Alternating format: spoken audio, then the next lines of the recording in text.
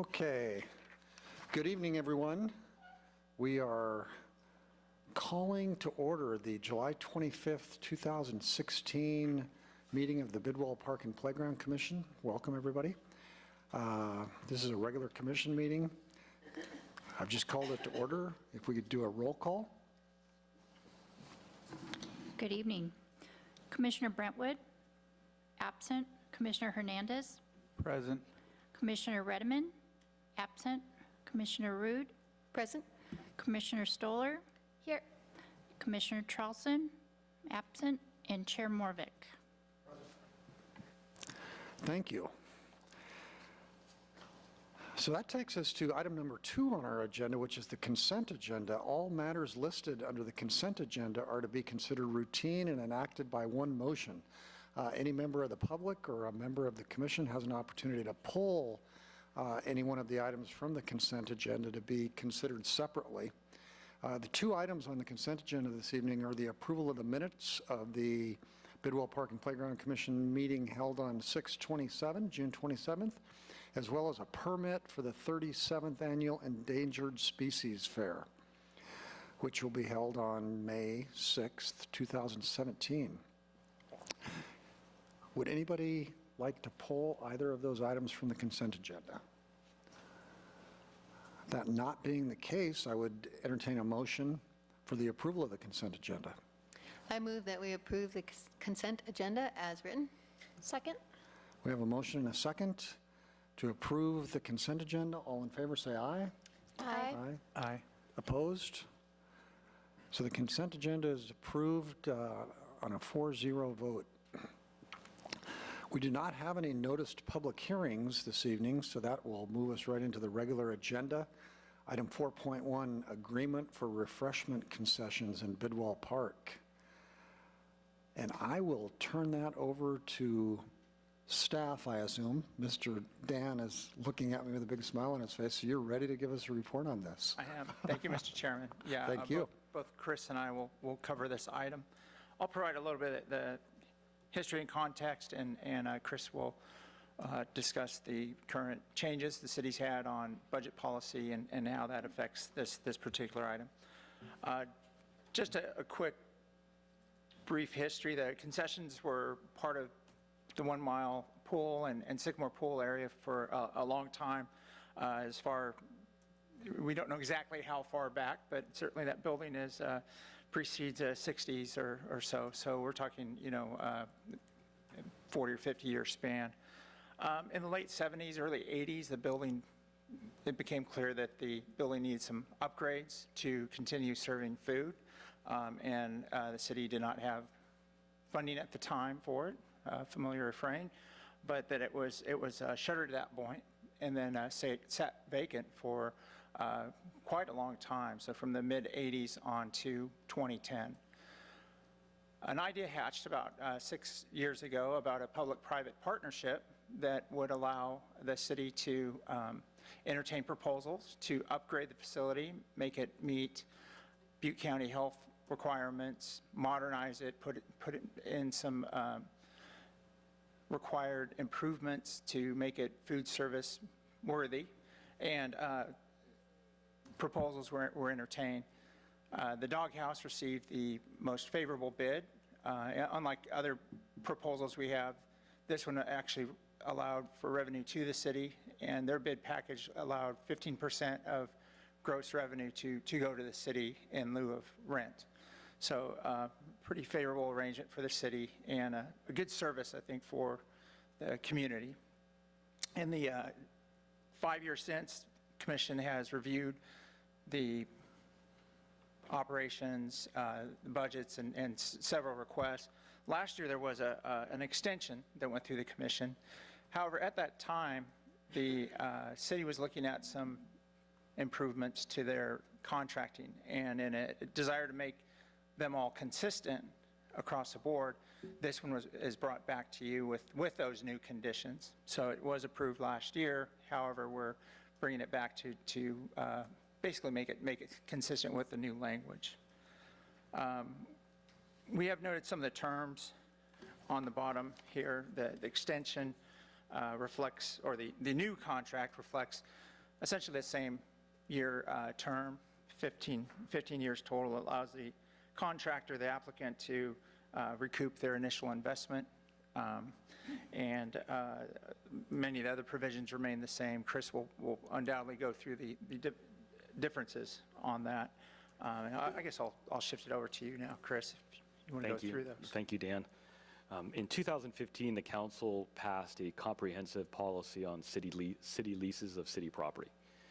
In this case, this is the only concession agreement we have, so it's not exactly like a lease. They don't have technical ownership on the property where they can take a loan against the property and whatnot like you would typically have in a lease.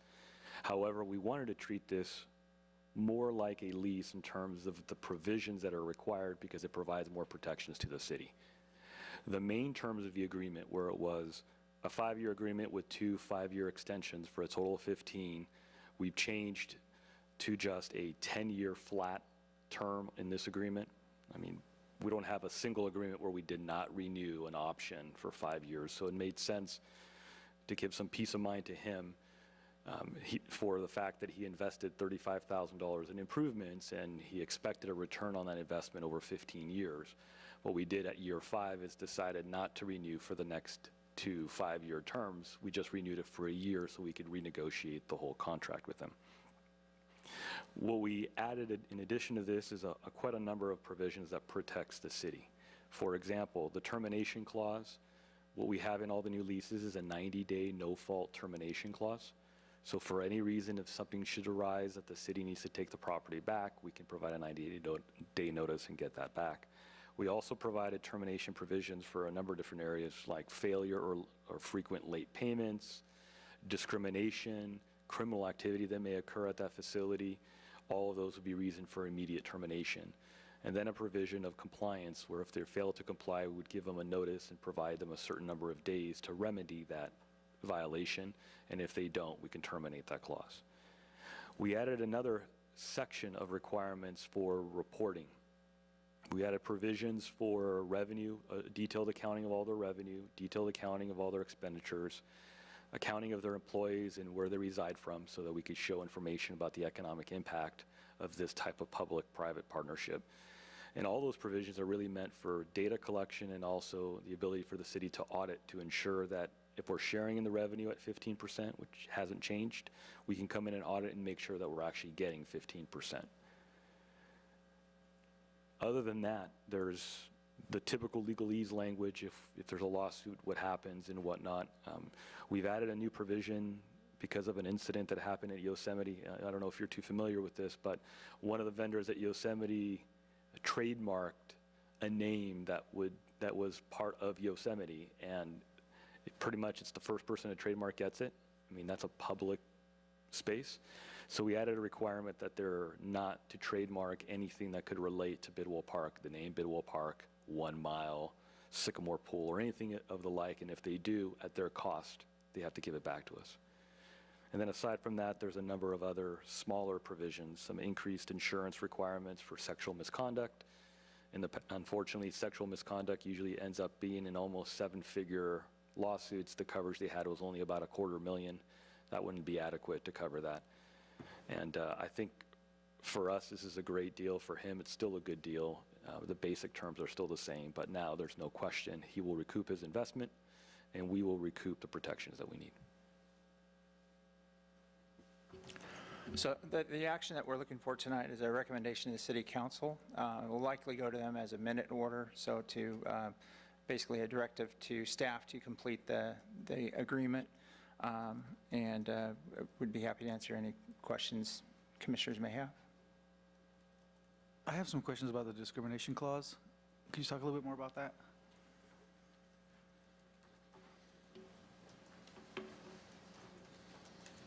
I'm going to read you the actual language because that probably is pretty self-explanatory. If the concessionaire discriminates against anyone because of an individual's race, ethnicity, national origin, citizen status, political affiliation, religion, sex, disability, medical condition, marital status, sexual orientation, gender, military status, age, and any other protected class as governed by law. Pretty much it's, we can't discriminate, and if you do, we can terminate your agreement. Thank you. Thank you, Chris. Looks like you didn't even go home for dinner. You came directly from work, I assume, by your... No, actually, I wasn't wearing a suit, so I did have to go home and actually get dressed to The come suit back. is specifically for the meeting? I'm impressed. Yes. Very nice. I guess I have a question, certainly not a concern, but just around the term of the agreement, an additional 10-year period.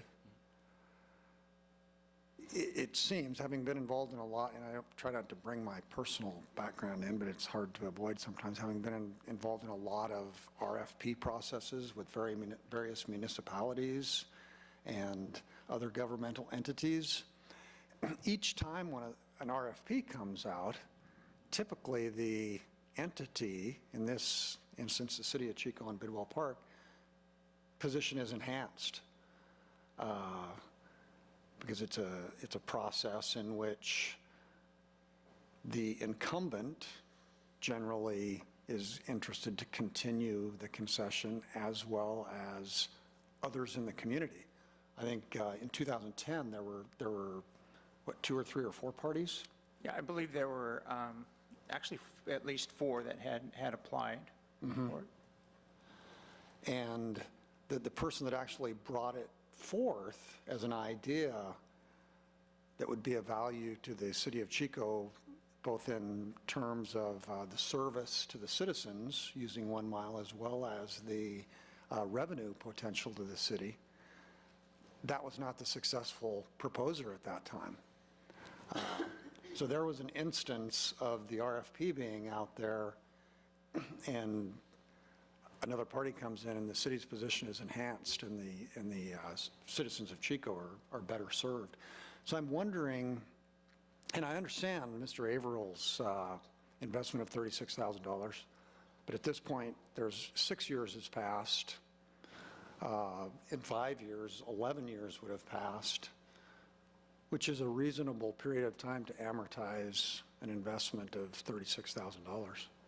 So I'm just wondering about the 10-year term as opposed to something shorter than that, because by putting out that process, the RFP process, I mean, that in the free market, that stimulates ideas and that stimulates creative proposals by other parties. And by that happening, I think the city's position has a potential to improve, as well as the residents of the community.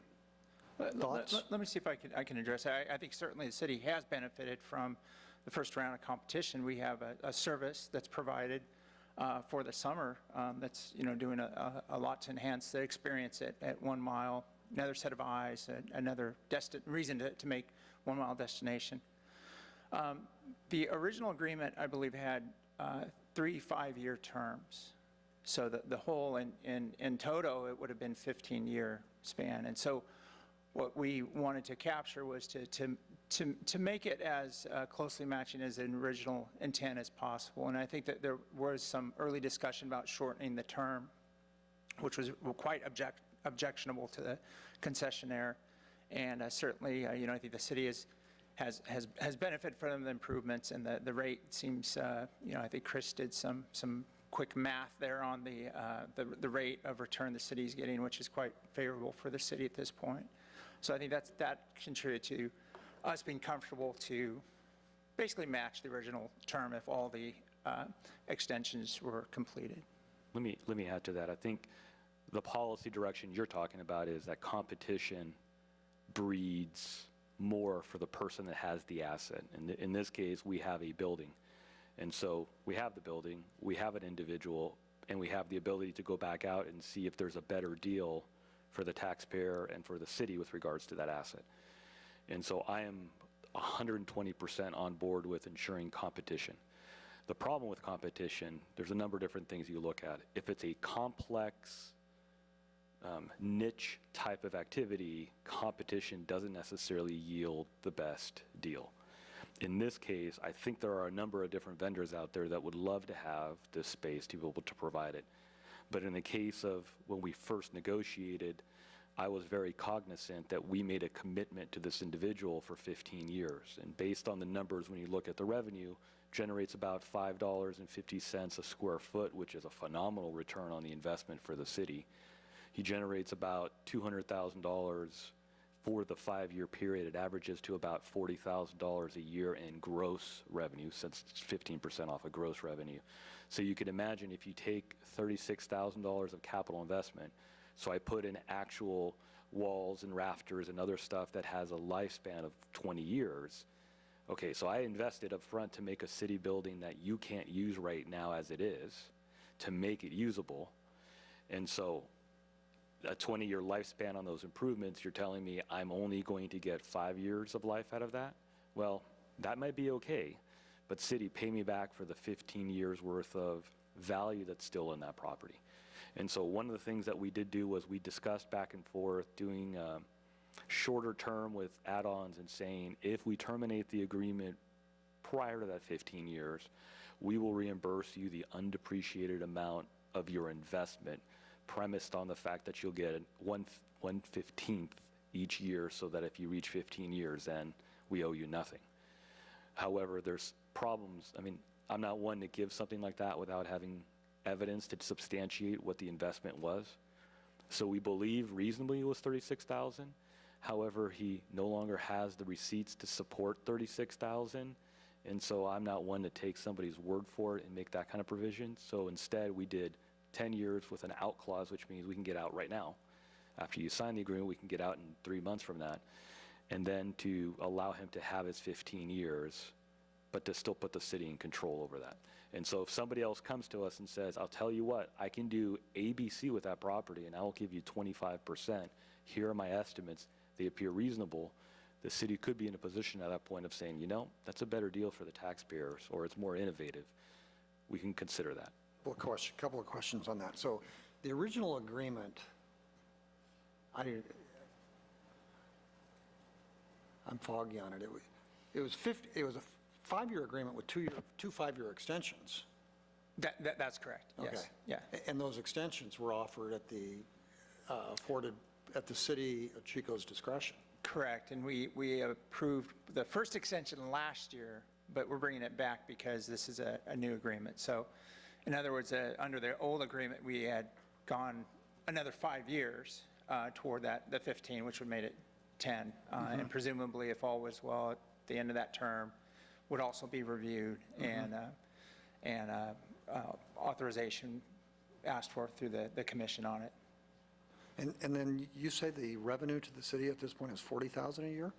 No, if you average out the total gross revenue, it's about $40,000 a year, of which 15% of that would be what we receive. So over a course of 5 years, you're looking at about $30,000 in revenue to the city. And I'm not even accounting for the fact that now we have a building that once we take it over, all the fixtures will remain, the equipment that's removable will be removed, but we very quickly can make that an operational facility, where before we just let it sit as a storage area, not used in any way to benefit the public. But I mean, I agree with you. I mean, competition does help on something like this. For me, I mean, there's a balance on, we made a commitment. He came in and fixed it for us, and to take it away from him after 6 years and say, okay, great, thanks, now we're going to go get a better deal. I think there's an element of fairness in me that felt, you know, I have a little bit of a heart, and I felt for the guy. 15 years is what he would be recouping effectively over 15 years, $2,000 a year, and on 40,000 gross revenue, you're really talking about committing 5% per year of return on that investment. I thought it was reasonable. And for the extensions, it wasn't as if you were going out and rebidding the whole process, correct? You were just deciding if they had been a good vendor and Correct. continuing if it was the case, which was what we did last year. And we have not had any complaints. He's performed on his responsibilities. And what I really liked about this, you know, public-private partnerships are a big thing in government. You know, private sector can do things that government can't do as effectively. In this case, almost all of the materials he sources are from local Chico businesses. And of all the employees, a super high percentage of them are Chico residents. So you can see the systemic economic impact it has on the community versus going out and getting another vendor that will tell you, I'll give you 8%, but I'm going to bring my own people, and I already have my agreements for where I get the food, and it may not necessarily be from our area. So that is a plus for us. Any other thoughts or comments? You know, one thing to keep in mind, on all of these agreements, we've been diligent on bringing the annual reports back to the commission. And so there's a chance over the next, term of the contract to review those numbers, look at the improvements, and see if there's value to the city. And I think, Chris mentioned the provisions for examining it. And certainly if all is going well, we wouldn't want to look at terminating. But there's a clause in there for that appears to be fair on paying back the investment. But we are getting value from the city, or for the city right now. And so it seems like there's a good opportunity to have those checks over the next, on an annual basis to take a look at the operations, the menu, services it provides. Other comments or? Well, I am certainly okay with this. It's this, and I understand the perspective you're coming from, wanting to go out of your way to be fair and have a heart, as you say. I can appreciate that.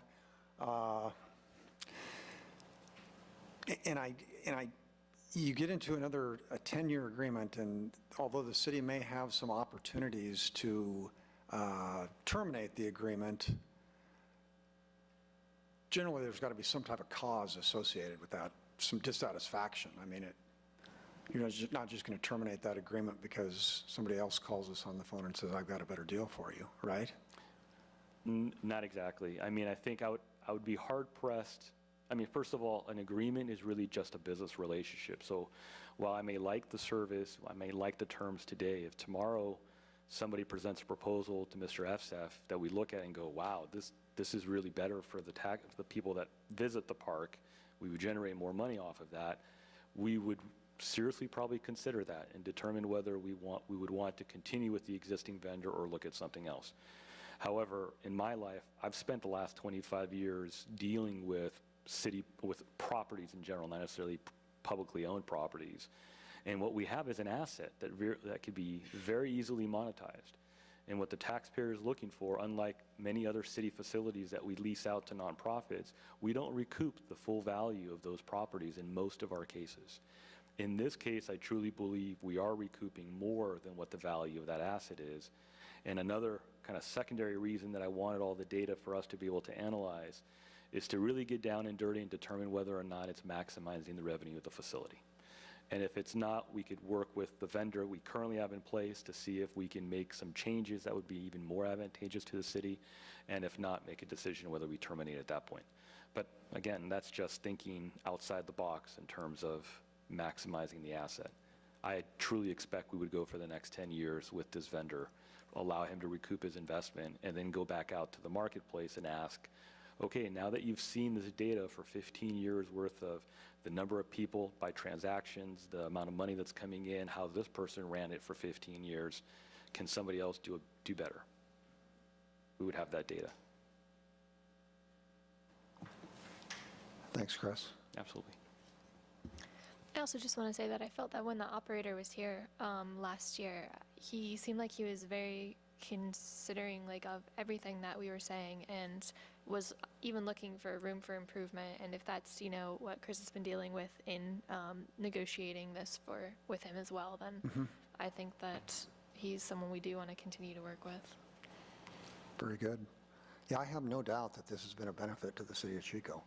I mean, it's brought an element of people into that area in terms of his workers that are essentially eyes and ears around the 1 mile pool for us that wasn't there 6, 7, 10, 15 years ago. And it definitely changed the atmosphere. And like I said, I'm fine with it. My concern, and not even a concern, what I wanted to discuss was the idea of this is good, but good being the enemy of better. And just making sure that the best opportunities were achieved for the public. Any comments on this from the Public? Speaking of which, seeing none, I'll bring it back to the commission. And if there's no more comments from the commission, we'll entertain a motion. I move to recommend to City Council the approval of the new concessions agreement. I'll second. Any other discussion? We've got a motion and a second. Seeing none, I'll call the question. All in favor? Aye. Aye. Aye. Opposed? Motion passes unanimously 4-0. May I just add one more thing? Because we're trying to standardize on these type of agreements, if you've had a chance to review it, if anything comes in your mind either now or later in terms of provisions that we should be thinking about in any of our city leases or concession agreements, please let Dan know, because we do want to constantly improve on these type of documents to benefit us, and we're very open to that constructive criticism. Thanks again, Chris. Thank you. And do appreciate your getting tidied up for the meeting Dressed up today. for us. That's right, that's right. So that concludes item 4.1, which brings us to the next section of our agenda, business from the floor. Members of the public may address the commission at this time on any matter not already listed on the agenda. Comments are limited to 3 minutes. The commission cannot take any action at this meeting on requests made under this section of the agenda. And I do believe we have somebody to address us in business from the floor, sir.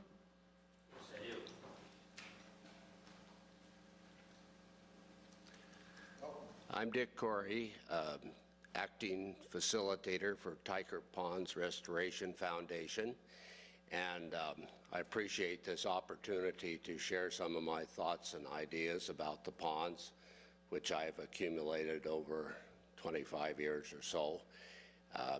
But before I begin, I'd like to say thank you, Parks and Playground Commission, for what you do.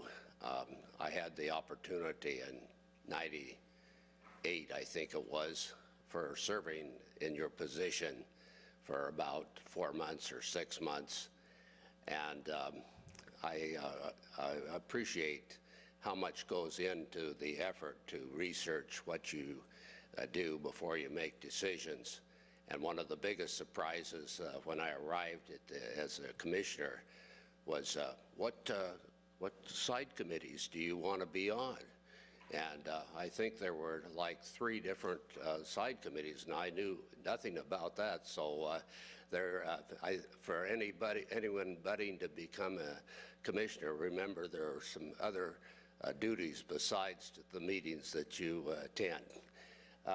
Getting to the ponds, I think we have come about as far as we can as a Tykert Pond Restoration Foundation, in that our members are few, and we've labored since. You have copies in your portfolio. Did you get copies of of this?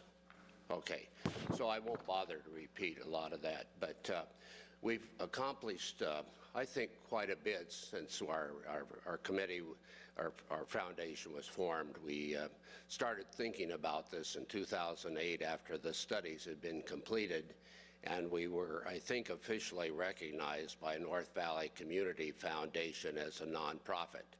And since that time, we've been focusing on generating funds to do what we can while we wait for funding to complete the whole project, which is estimated at $2.6 million. The things that we've accomplished, the brochure, which I just gave you, the kiosk, the removal of invasives, improvement of trails, and that's an ongoing thing. We have a project in the hangar right now to restore a portion of the trail that's traditionally flooded in the winter and flooded to 4 inches. But it just limits the number of people that have access to the most beautiful part of the ponds, which is between Pond 1, 2, and 3. And that, I think, is paid for. And I've been working with Dan to establish a time when that might be installed, but I hope that we can complete it before the end of this year. I do have some concerns about the silting in of the ponds. In the original engineered plans, it called for ponds 2 and 3 to be separated and one to be drained and cleaned while the other was used as a retention pond. And whenever water slows down, it drops the load. And what's happening is it's silting in to the extent that cattails are growing in abundance.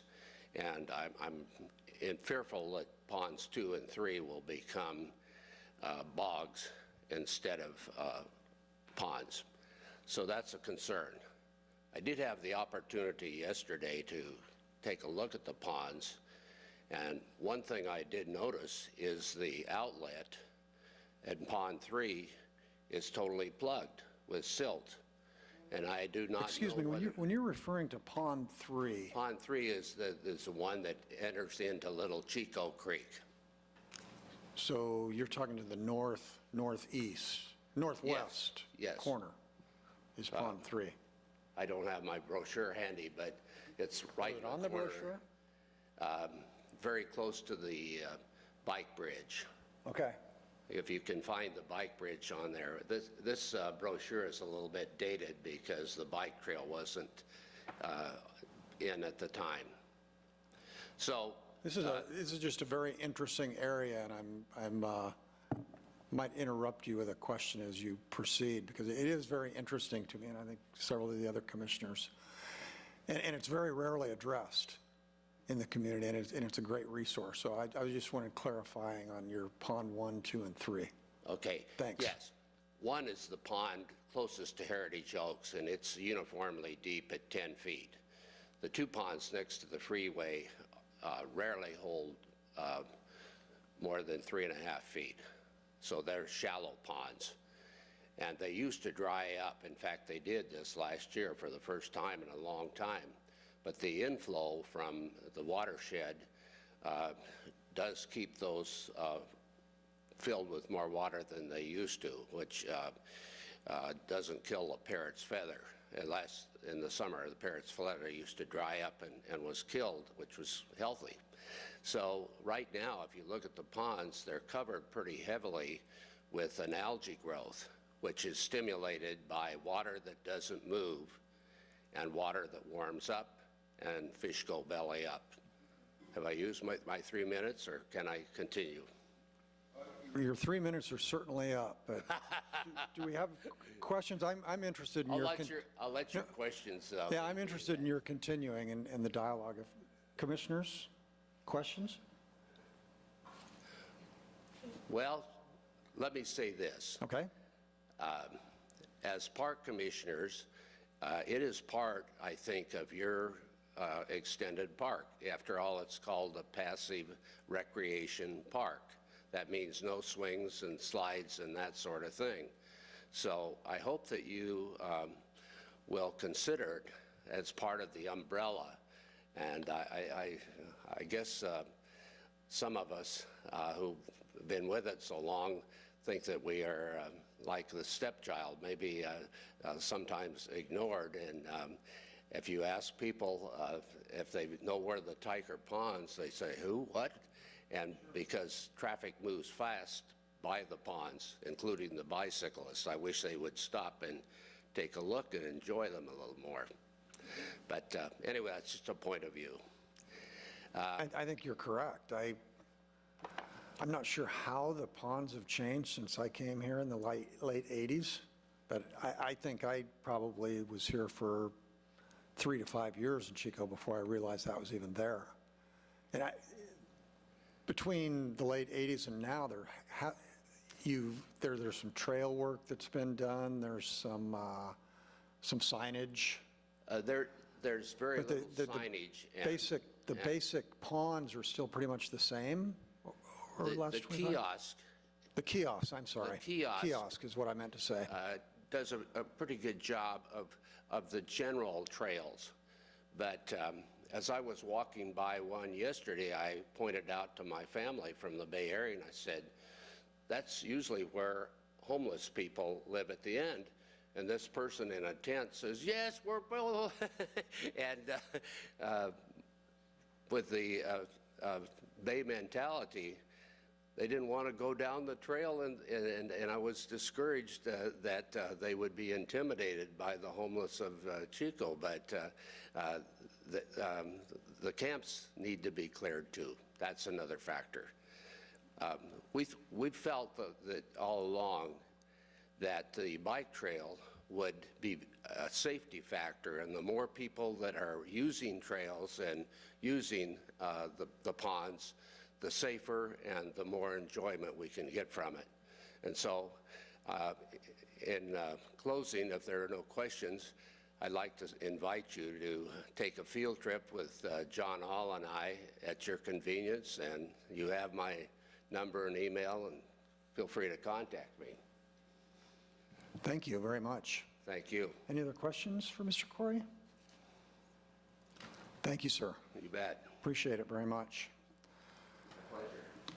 Is there anybody else that would like to speak to the commission in the business from the floor segment of our meeting? All right. Seeing none, that takes us to item number 6 on the agenda, reports. Items provided for the commission's information and discussion. No action can be taken on any of the items unless the commission agrees to include them in a subsequent posted agenda. We have one report this evening, Parks and Street Trees Division Report, Park and Natural Resource Manager, FSIF. Thank you, Mr. Chairman. One item that's not on our narrative that was certainly newsworthy for us was the opening of Comanche Creek. We had probably close to 200 people attend the opening. Bridge looks great. The community in that area is very excited. Business community members came out. People from that have a heavy interest in that area got a chance to tour the property and see some of the interpretive signs and picnic tables and some improvements there. And so we're quite excited about that.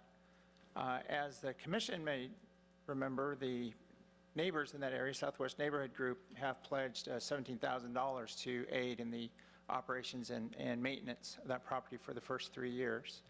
And so we anticipate that funding shortly. That was how much, Jen? $17,000, yes. Just a couple of things to note. We've had a couple of issues with pets and dogs in the park, some near drownings in the creek, and some heat exhaustion issues. So the Rangers been trying to do a lot more efforts on outreach and getting the word out on how to properly take care of pets. We may be working with one of the veterinarians here shortly on some more additional information to help the public understand those real threats to their pets when they're out and about the creek. We've had a couple of incidents regarding a couple of little fires we're keeping an eye on. Kind of related to that in a positive way, we do have a new sign that depicts the fire danger Upper Park. We're going to change it on a, not as frequently as the humidity changes, but kind of more of a seasonal and phases that we're in. And certainly over the next week here, looks like with very high temperatures, we're increased fire danger. Fortunately lower, not as low humidity as we could have.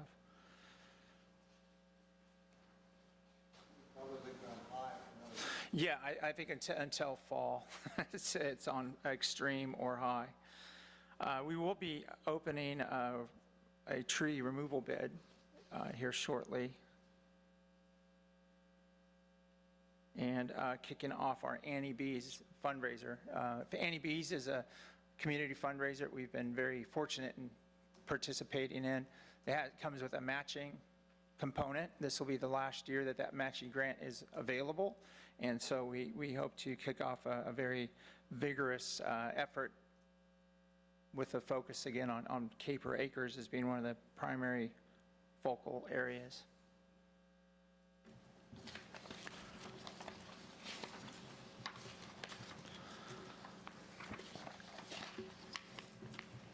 if Shane's prepared for it, but I wanted to cover some of the, and I'll show some of the pictures from it, but really exciting program with the Outward Bound, a long-standing program, volunteership that we've had in the parks.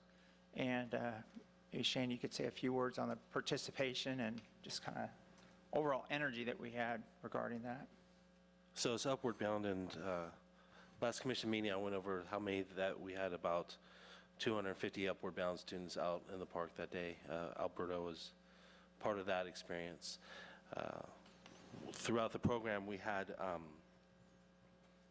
5 students and 1 student lead from the 14th or June 21st to the 14th of July, and they were with us Tuesdays, Wednesdays, Thursdays from 1:30 to 4:30 in the afternoon, and doing various projects throughout the park. One of their favorite ones was going through the creeks and dismantling all the man-made dams that we have there, so it is a good time with them. Moving forward from that, most recently we've had, last couple weeks, we've had international students in the park volunteering as part of their experience, and personally it's been amazing. These young people are from all over the world and visiting in the United States in various places, San Francisco, Chico, Kansas City, then ultimately Washington, D.C., and each week they've been spending a couple hours in the park volunteering, and their commentary about what they think about our country and our park has been amazing, just absolutely positive and real pleasure to work with. Moving forward for the volunteer program upcoming, we have the annual creeks cleanup coming up in September. RFPs went out for that this year. That's a little bit different than what we've done in the past. We're just formalizing that process a little bit more, and those will close on the 28th. September 17th is the tentative date for it. It probably will be that day. We coincide with the Coastal Cleanup Day. Then next big volunteer day coming up in October. I think I mentioned last meeting that CSU Chico is interested in doing a citywide Make a Difference Day. For the last several years, it's been the City of Chico Public Works and Parks Division that have put together a big Make a Difference Day in the park, but now we're collaborating with the university, the Downtown Chico Business Association, and other agencies to make it a huge Make a Difference Day to where the whole community gets involved. So those are the things in the works. Do you have a date for that tentatively? October 15th. We've been extremely busy, as you can imagine, with various incidents in the park. We work with PD on a couple of, they've been much more active with us on some sweeps and bike patrol in the park.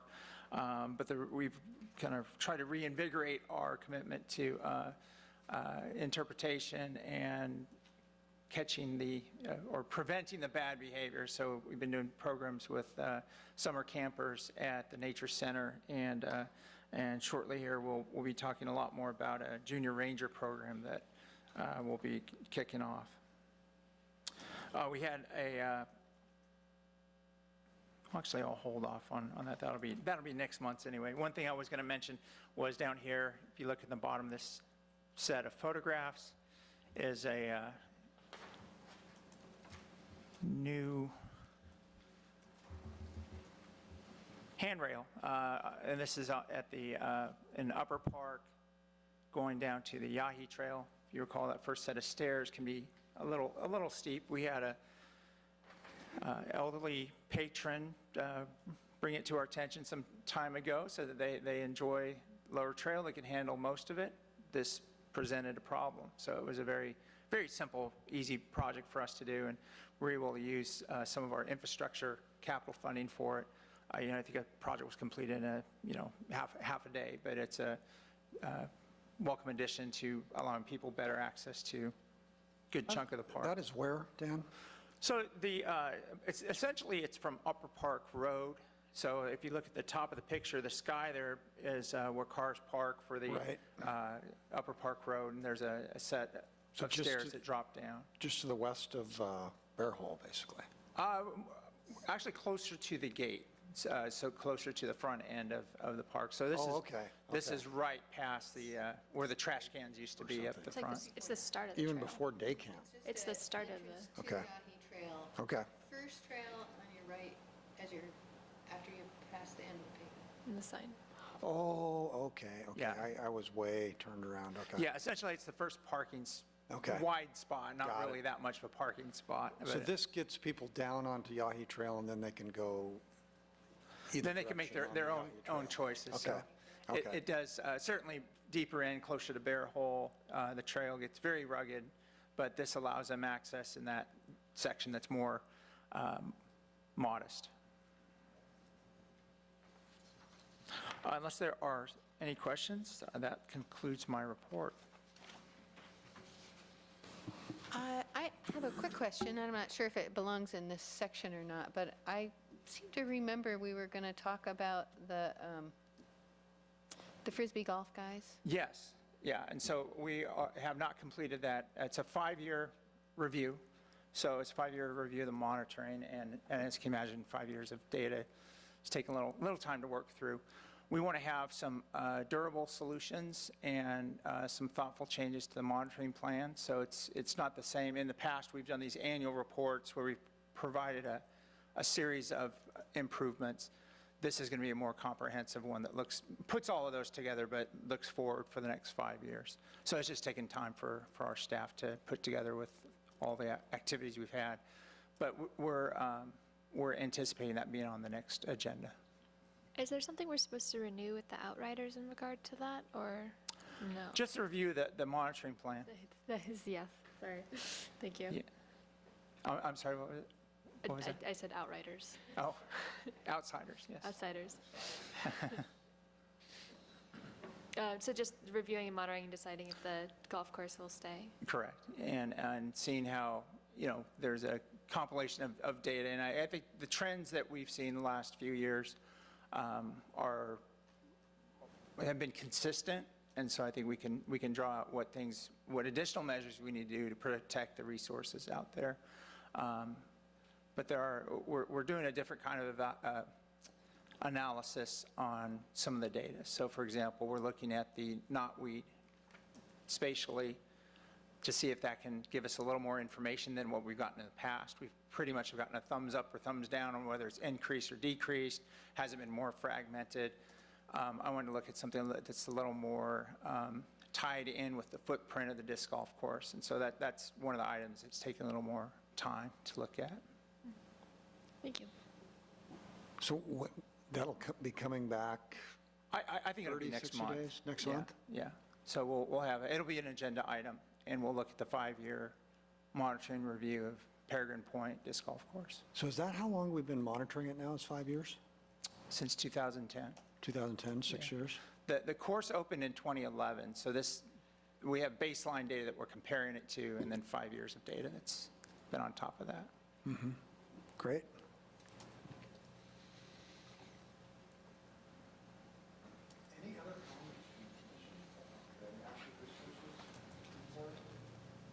All right, seeing none, I believe that takes us to adjournment. A good meeting, a brief meeting, but any meeting's a good meeting where we're not discussing removing street trees. So it's a good meeting. With that, the meeting stands adjourned to the next regular meeting on 8/29, August 29, 2016, 6:30 p.m. here in the council chambers of the Chico Municipal Center. Thank you.